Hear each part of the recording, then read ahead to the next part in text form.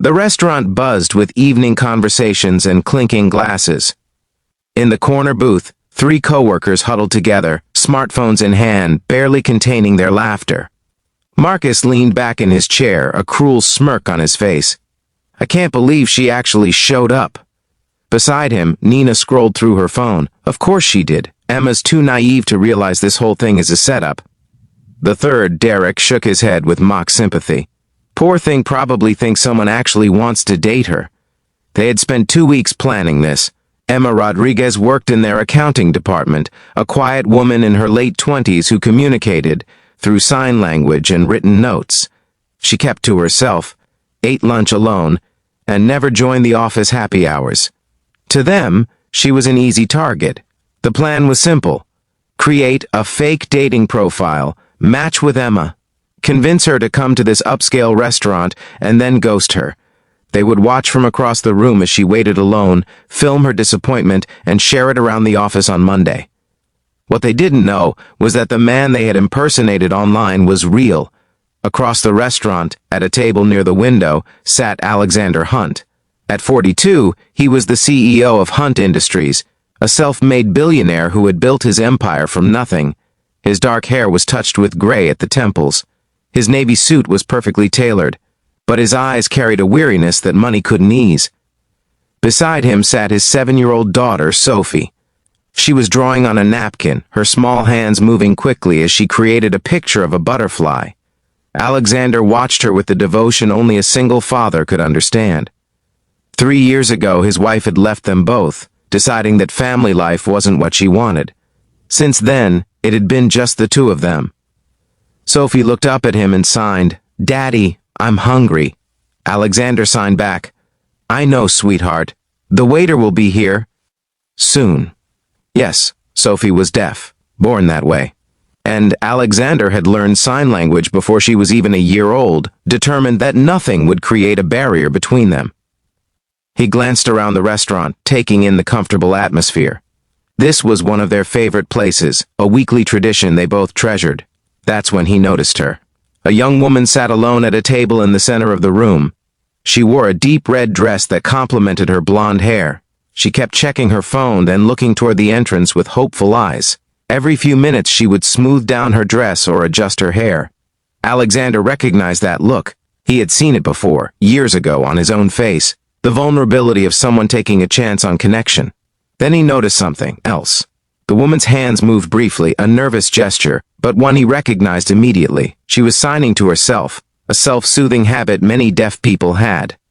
His attention shifted to the corner booth. 3 people were staring at the woman in red, laughing behind their hands, their phones pointed in her direction. Alexander's jaw tightened.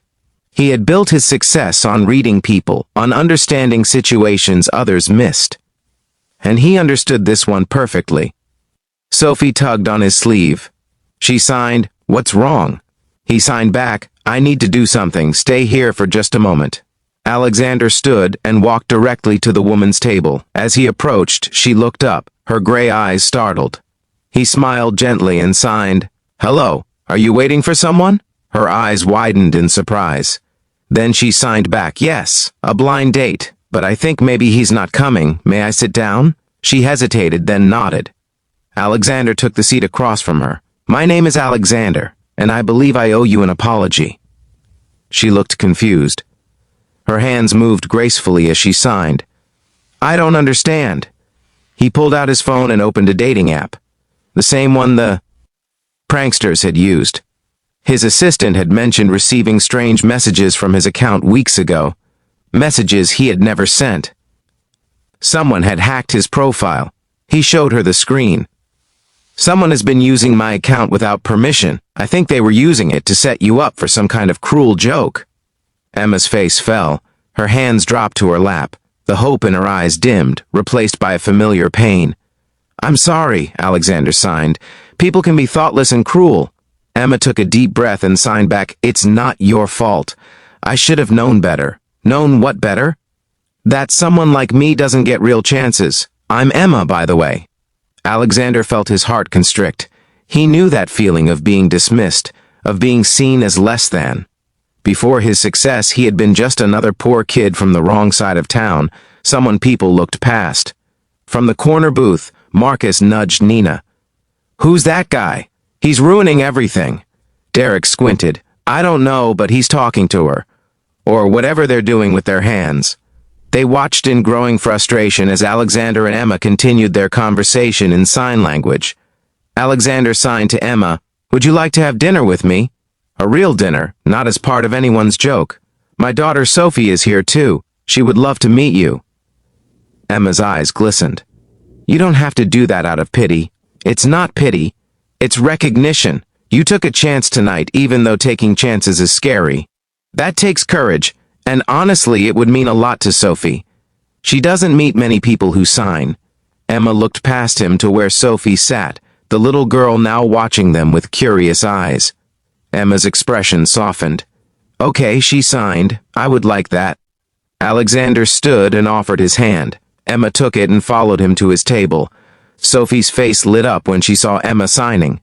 "Sophie, this is Emma. Emma, my daughter Sophie." Sophie immediately signed, "I love your dress.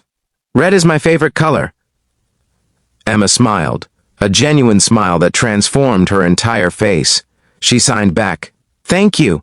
I love your butterfly drawing."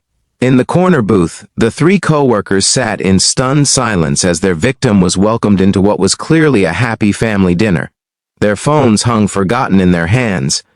"This isn't how this was supposed to go," Nina whispered. Over the next hour, Alexander, Sophie, and Emma shared a meal together. They talked about everything and nothing. Emma learned that Alexander's company worked with sustainable technology. Alexander learned that Emma was an accountant who loved classical music. Sophie learned that Emma had a cat named Beethoven. But more than that, they connected. Three people who understood what it meant to be different, to be underestimated, to be stronger than the world gave them credit for. As dessert arrived, Alexander excused himself. He stood and walked directly to the corner booth where the three co-workers sat. Marcus looked up, his smugness evaporating when he saw the cold fury in Alexander's eyes. "I know what you did," Alexander said quietly, his voice like steel. "I know you set her up as some kind of joke." Derek started to protest, but Alexander held up his hand. "I don't want to hear excuses. What you did was cruel and small. You saw someone different from you and decided that made her fair game for your entertainment." Nina's face had gone pale. "We were just what? Just having fun? Just killing time?" Alexander leaned down, his voice dropping even lower. "Let me tell you something about Emma. In the last hour, I've learned more about dignity and grace from her than you three will probably learn in your entire lives." He straightened up. "You wanted to make her feel small. Instead, you've shown exactly how small you are." Alexander returned to his table, leaving three silent, shame-faced people behind him. As the evening wound down, Alexander walked Emma to her. Sophie held Emma's hand, chattering away in sign language about her school and her friends. At Emma's car, Alexander signed, "I would like to see you again, if you're interested." Emma signed back, "Are you sure? You're being kind, but you don't have to." "Emma," he interrupted gently, "I'm a businessman. I don't waste time on things I don't want, and I want to know you better. So does Sophie." The little girl nodded enthusiastically, signing, "Please say yes." Emma laughed, a sound like wind chimes. "Yes," she signed. "I would like that very much." They exchanged real numbers this time. As Emma drove away, Alexander felt something he hadn't felt in years. Hope. Not for business success or financial gain, but for something more important. Connection. Sophie tugged on his hand and signed, "I like her, Daddy. She's nice." "So do I, sweetheart. So do I." Monday morning arrived. Marcus, Nina, and Derek walked into their office building with heavy steps. They had spent the weekend in dread, wondering if there would be consequences for their actions. There were. A memo waited on each of their desks. Their company had been acquired over the weekend by Hunt Industries. Effective immediately, they were required to complete a comprehensive workplace ethics training program. Failure to complete it would result in termination. The memo was signed by Alexander Hunt, CEO. In the accounting department, Emma sat at her desk, a small smile on her face. On her computer screen was a message from Alexander asking if she and Beethoven would like to join him and Sophie for brunch on Sunday. She typed back a single word, yes. Sometimes the cruelest jokes have the most unexpected endings. Sometimes the people we underestimate are exactly the ones who teach us the most important lessons. And sometimes, in the middle of someone else's meanness, we find connections that change everything. Emma had walked into that restaurant expecting rejection. Instead, she found a family. Alexander had gone to dinner expecting just another quiet evening with his daughter. Instead, he found someone who understood what it meant to communicate beyond words. And 3 coworkers learned that the universe has a way of evening the scales, especially when you try to make a joke out of someone's dignity. If this story reminded you that kindness always wins in the end, please like and share it with someone who needs to hear this message today.